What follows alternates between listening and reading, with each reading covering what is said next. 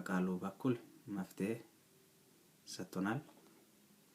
ስለዚህ እስኪ ክፍሉን አነባለሁኝ። እናንተም የሚወዱና የሚያደርጉ ሁሉ በውጭ አሉ።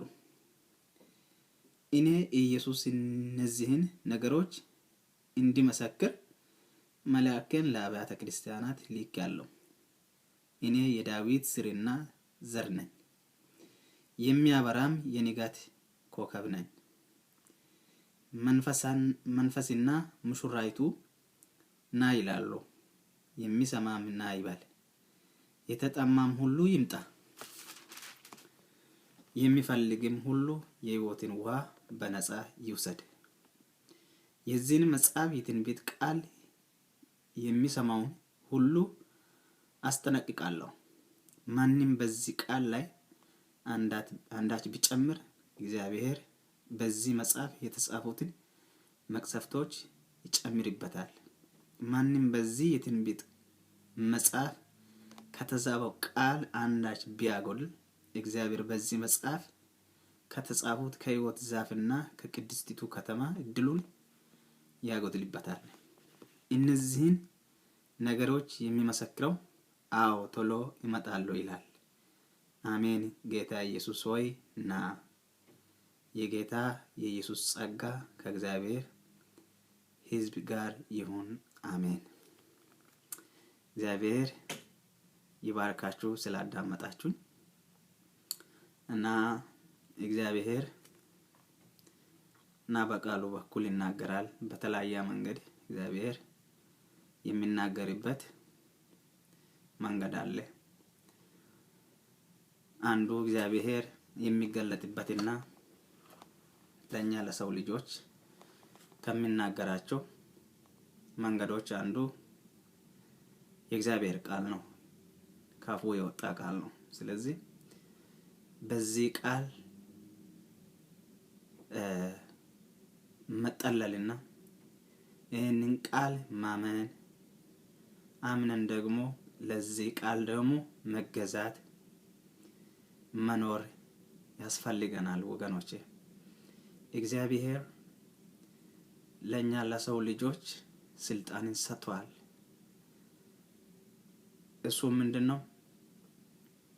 በፍጥረታት ለሁሉ እግዚአብሔር እኛን ለይቶን ባለስልጣናት አድርጎናል። ምክንያቱም እግዚአብሔር እኛን ሲፈጥረን በአምሳሉ ፈጥሮናልና። ስለዚህ በአምሳሉ የተፈጠርን ሰዎች ያው ስልጣን አለን። ያ ብቻም አይደለም። እግዚአብሔር እኛን የፈጠረበት ዋና ዓላማ እሱን እንድናመልከው ዘንድ ነው። እግዚአብሔርን ከማምለክ ፈቀቅ ማለት ችግር አለ ወገኖቼ። የተለያየ አይነት ችግር ውስጥ የመግባት እድል አለን እና እግዚአብሔርን ማምለክ፣ ለእግዚአብሔር መገዛት፣ ለቃሉ መኖር እጅግ በጣም በረከት ነው። ስለዚህ በጌታ ስም አሳስባችኋለሁ፣ እንደ ቃሉ መኖር ያስፈልገናል ወገኖቼ። እና እግዚአብሔር በሚመጣበት ጊዜ ከኛ የሚጠበቅብን ነገር ምንድነው? ዝግጁ መሆን ከኛ ይጠበቅብናል። ያልተዘጋጀ ሰው እንግዳን ለመቀበል አይችልም። ስለዚህ ካልተዘጋጀን ሊመጣ ያለውን ጌታን መቀበል አንችልም። ስለዚህ የጌታ መምጫ ጊዜ ደርሷል። ስለዚህ መዘጋጃት ያለብንን ነገር እንዘጋጅ እና በጌታ ቤት ያገለግልን ያለን ሰዎች ብንኖር ደግሞ ባናገለግልም የምንገለገል ሰዎችን ብንኖር ጌታ ኢየሱስ ክርስቶስን እንደ ግል አዳኝ አድርገን ከተቀበልን ከኛ የሚጠበቅብንን ነገር ማድረግ በጣም አስፈላጊ ነገሮች ናቸው። ስለዚህ የምናገለግልም ብንሆን ዝግጅት ያስፈልገናል። የምንገለገልም ሰዎች ብንሆን ዝግጅት ያስፈልገናል። ስለዚህ ጌታ ለእያንዳንዳችን ያስፈልገናል እና ጌታ ኢየሱስ ክርስቶስ ይመጣል ብሎ ቃል ኪዳን ገብቶልናል። ዮሐንስ ወንጌል ምዕራፍ 14 ላይ በሚናገረው ይመጣል ነው አለው። በቃ እንደሚመለስ እና አሁን እሄዳለሁ አለኝ። ወደ አብ ቀኝ እንደሚሄድ ደግሞ ተመልሶም እንደሚመጣልን ያንን ተስፋ ለመጀመሪያ ጊዜ ቃል ኪዳን ጌታ ኢየሱስ ክርስቶስ በዚህ ምድር ላይ ያገለገለ ገብቶልናል። ስለዚህ ያንን ቃል ሊፈጽም ዘንድ ይመጣል እያለ ነው። ስለዚህ ጌታ ኢየሱስ ክርስቶስ የተስፋውን ቃል ይፈጽማል በእኛ ሕይወት። ስለዚህ እሱ በሚመጣበት ጊዜ ከኛ የሚጠበቀውን ነገር ግን ማድረግ ከኛ ይጠበቅብናል። ወገኖቼ በጌታ ስም አሳስባችኋለሁ። ልባችንን ለጌታ ሰጥተን እሱን በማምለክ ለሱ እየኖርን ለፈቃዱ እየኖርን መገዛት በጣም አስፈላጊ ነገሮች ናቸው። ስለዚህ እና በዚህ ክፍል ሲናገር ምንድነው እያለ ያለው? ስግደት የሚገባው ለሰራዊት ጌታ እግዚአብሔር እንደሆነ መጽሐፍ ቅዱስ ይናገራል። እና በዚህ ክፍል ላይ እነዚህን ነገሮች የሰማውና ያየው እኔ ዮሐንስ ነኝ። እነዚህን ነገሮች በሰማውና ባየው ጊዜ እነዚህን ነገሮች ላሳየኝ መልአክ ሊሰግድ በእግሩ ስር ተደፋው ሲል እናያለን። ከዛም መልአኩም ደግሞ እርሱ ግን ተው ይህንን አታድርግ። ሃሌሉያ! የሚደረግ ነገር አይደለም። ስግደት የሚገባው አምልኮት የሚገባው ውዳሴ የሚገባው መፈራት መንቀጥቀጥ የሚገባው ለክርስቶስ ብቻ እንደሆነ ነው እዚህ ጋር መልአኩ እየተናገራለሁ። ተው ይህንን አታድርገው፣ አስፈላጊ ነገር አይደለም። ለኔ መስገድ አስፈላጊ ነገር አይደለም። ስግደት የሚገባው ለጌታ ብቻ ነው። ይህንን አታድርግ፣ በፍጹም አታድርገው። እኔ ካንተና ከወንድሞቼ ሃሌሉያ ከነቢያትም እንዲሁም የዚህን መጽሐፍ ቃል ከሚጠብቁት ሁሉ ጋር አገልጋይ ነኝ። ለእግዚአብሔር ስገድ አለው። ሃሌሉያ! ወገኖቼ ስግደት የሚገባው ለእግዚአብሔር ነው። አምልኮ የሚገባው ለእግዚአብሔር ነው። በጌታ ስም ያሳስባችኋለሁ። የሚገባውን ስግደት ለጌታ እናምጣ። የሚገባውን አምልኮ ለጌታ እናምጣ። የሚገባውን መታዘዝ ለጌታ እናምጣ።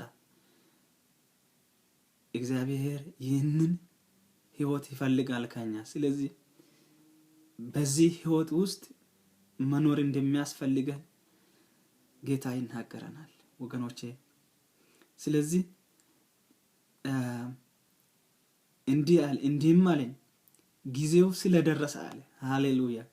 የጌታ መምጫ ስለደረሰ የዚህን መጽሐፍ የትንቢት ቃል በማይተም አትዝጋው። ሁሉም ጌታ በመጣ ጊዜ ፍጻሜ ያገኛሉ። አትዝጋቸው፣ እንዳይዘጋ ቃሉ እንዳይዘጋ በማይተም እንዳትዘጋው። ምክንያቱም አመፀኛው በመጹ ይቀጥል ይሄድ መጨረሻ ላይ ይለይለታል። ይሄድ ርኩሱም ይርከስ መጨረሻ ላይ ይለይለታል። ጻድቁም ይጽደቅ መጨረሻ ላይ ይለይለታል። ቅዱሱም ይቀደስ። እነሆ እኔ ቶሎ እመጣለሁ፣ ዋጋዬ በኔ ዘንድ አለ።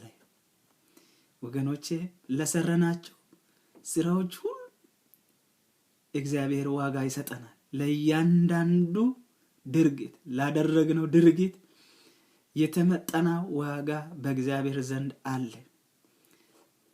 ጻድቅ በጽድቁ የሚቀጥልም ከሆነ እግዚአብሔር ተምኖለት ያስቀመጠ የዘላለም በረከት የዘላለም ሕይወት አለ። ርኩሱም ደግሞ የሚረክስ ከሆነ የተመጠነለት ላደረገው ስራ ጌታ ያስቀመጠለት ዋጋ አለው። እግዚአብሔር ለሁሉም ሊፈርድ ዘንድ ይመጣል። ደግሞ ለእያንዳንዳችን የሚሰጥ የተተመነ ዋጋ አለ። ዋጋችንን ለማግኘት እንትጋ። ከጌታ ዘንድ መልካም ዋጋ የአገልግሎት ዋጋችንን አክሊላችንን ለማግኘት እንትጋ። በጌታ ቤት እንትጋ። ጌታ የሚፈልገውን ነገር እናድርግ። እግዚአብሔር ከኛ የሚጠብቀውን ነገር እናድርግ። አመጽን በማድረግ አንከብርም። በጌታ ቤት በቅድስናና በጽድቅ የምንኖር ከሆነ እግዚአብሔር ያከብረናል። ወገኖቼ በጌታ ስም ይህንን ነገር አሳስባችኋለሁ። የጌታን መምጫ በእንዲህ አይነት መልክ እንጠብቅ። እግዚአብሔር ይመጣል። ሃሌሉያ! ክብር ለእግዚአብሔር ይሁን እና ብዙም አልናገርም። እግዚአብሔር እና በዚህ ሰዓት ስለ መምጫው እየተናገረ ነው። በዚህ በመምጫው ጊዜ እግዚአብሔርን እንዴት ባለ መንገድ መጠበቅ እንዳለብን ቃሉ ይናገራል። ስለዚህ እግዚአብሔር በጽድቅ በቅድስና በንጹህ ልብ እየታዘዝን እየሰገድን ነው ለሱ ክብር እንድንኖር ጌታ